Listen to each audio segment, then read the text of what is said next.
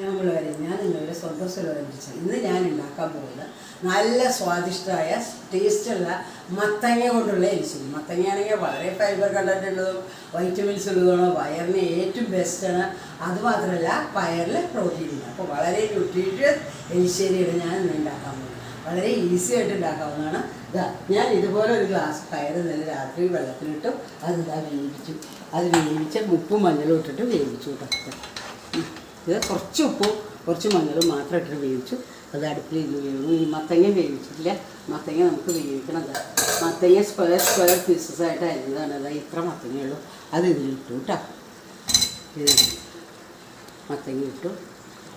ഇനി ഈ മത്തങ്ങ നന്നായി കിടന്ന് വേവണം. അതിന് നമുക്ക് ആവശ്യമുള്ള സാധനങ്ങൾ ഇതിൽ ചേർക്കാം. പയർ ഏതാണ്ട് വേവായ കാരണം ഇനി മത്തങ്ങയിൽ ചേർക്കേണ്ട സാധനങ്ങൾ എന്തൊക്കെയാണെന്ന് ഞാൻ പറയാം. ഇതാ 1/2 ടീസ്പൂൺ മുളക് പൊടി, 1/2 ടീസ്പൂൺ മഞ്ഞൾ, ഇത് രണ്ടും ചേർത്ത് കുറച്ച് വെള്ളം കൂടി ചേർത്ത് മത്തങ്ങ അടച്ച് വെച്ച് വേവിക്കാം.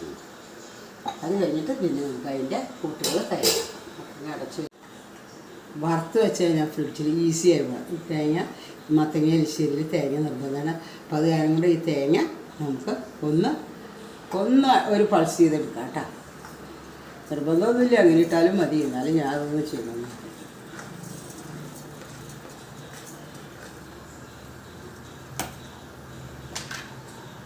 ഒന്നടിച്ചിട്ട് ഇടാം. നാളികേരം, ജീരകം, ഒരു പച്ചമുളക്. അത് നിങ്ങളുടെ ഇഷ്ടം പോലെ നാളികേരം എലിശ്ശേരിയിൽ എത്ര ഇടണോ അത്രയും ടേസ്റ്റ് കൂടുതലുള്ളൂ. കൂടുതൽ നാളികേരം എത്ര നല്ലതാണ് അത്രയും നല്ലതാണ്. കൂടിയാൽ കേട്ടോ അത്ര എടുത്താൽ മതി. എലിശ്ശേരിക്ക് അത്ര കിട്ടും കേട്ടോ. ഉപ്പ് ചേർക്കാം. പാകത്തിന് ഉപ്പ് ചേരുക. ഉപ്പ് പോരെങ്കിൽ നമുക്ക് വീട് ചേർക്കാം. അത് കാരണം കുറവേ ചേർക്കുള്ളൂ ഉപ്പില്ല. പയർ നന്നായി പൊന്തു. മത്തങ്ങ ഒന്നും കൂടെ വേവാണ്ട് കാരണം 2 മിനിറ്റ് കൂടെ നമുക്ക് വെയിറ്റ് ചെയ്യാം കേട്ടോ. 2 മിനിറ്റ് പോയി വെയിറ്റ് ചെയ്യും. പറഞ്ഞു പനിയായിൽ തേങ്ങയും ജീരകവും കൂടി ചതച്ചത് എന്ന് പറയാം. അത്ര വെണ്ണ പോലെ അരിക്കൊന്നും വേണ്ട, ചേർക്കണം.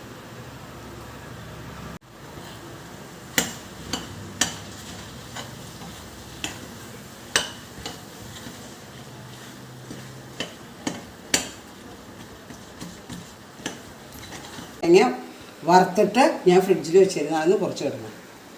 അത് എലിശ്ശേരിയുടെ ടേസ്റ്റ് വരുത്തില്ല. ഇല്ല, തേങ്ങ വറുത്താന്ന് കൂട്ടുകാർക്ക് ഉണ്ടാക്കാൻ ബാക്കിയുള്ളതാണ്. ഞാൻ അല്ലെങ്കിൽ തേങ്ങ എന്നും ഫ്രിഡ്ജിൽ വറുത്ത് വയ്ക്കും. പണി എളുപ്പമുണ്ടായി വേണ്ടി സാമ്പാറിനായാലും എലിശ്ശേരിക്കായാലും എല്ലാം കുറച്ചും കൂടി തീർക്കും. നമ്മുടെ ഇഷ്ടം പോലെ ചേർക്കാം. സ്വാദ് കൂട്ടും. അതും കൂടി ഇതിൽ ചേർക്കണം. അപ്പോൾ ഇതിന് മധുരം ശരിക്കും വരും. മത്തങ്ങ അത്ര പഴുത്തതല്ലല്ലോ. ഞാൻ ഒരു ലേശം ടീസ്പൂൺ ചെറുതാ. ഒരു ടീസ്പൂണൊന്നുമില്ല, ഒരു തരി ഇട്ടാ ഒരു പിഞ്ച്. ഇനി കടുക് താളിക്കും. നല്ലോണം ഇളക്കണം. നാളികേരെല്ലാം ഒടിക്കത്തല്ലേ. അതിൽ മഞ്ഞളിട്ടു, കുറച്ച് കടുക്, 2 കറിവേപ്പില ഇടണം. കടുക് താളിച്ച് ഒഴിച്ചു. എലിശ്ശേരി തയ്യാറായി. നല്ല ടേസ്റ്റുള്ള ന്യൂട്രീഷ്യസ് ആയിട്ടുള്ള എലിശ്ശേരിയാണ്.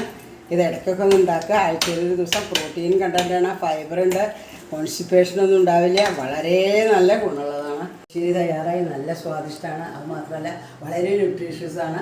അതുമാത്രമല്ല ഫൈബറുണ്ട്, വിറ്റാമിൻ എ ഏറ്റവും കൂടുതലുള്ളതാണ് മത്തങ്ങയിൽ. അത് കോൺസ്റ്റിപ്പേഷനൊക്കെ അകറ്റും. വളരെ നല്ലതാണ്. അതുകൊണ്ട് നിങ്ങളെല്ലാവരും ട്രൈ ചെയ്യുക. വളരെ ഈസി ആയിട്ട് നമുക്ക് ഉണ്ടാക്കാം. പയർ വേവിച്ച് വയ്ക്കുക. നാളികേരം വറുത്തും വെച്ച് കഴിഞ്ഞാൽ എലിശ്ശേരി നമുക്ക് ഇടയിൽ ഉണ്ടാക്കാൻ പറ്റും. വീഡിയോ ഇഷ്ടമാണെങ്കിൽ സബ്സ്ക്രൈബ് ചെയ്യുക, ലൈക്ക് ചെയ്യുക, ഷെയർ ചെയ്യുക. പിന്നെ ആ ബെൽ ബട്ടണും കൂടെ ഒന്ന് പ്രസ് ചെയ്യണം കേട്ടോ. എന്നാലേ നിങ്ങൾക്ക് ഞാനിടുന്ന വീഡിയോസ് കാണാൻ പറ്റുള്ളൂ. എന്ന് സസ്നേഹ സുലോചന ടീച്ചർ.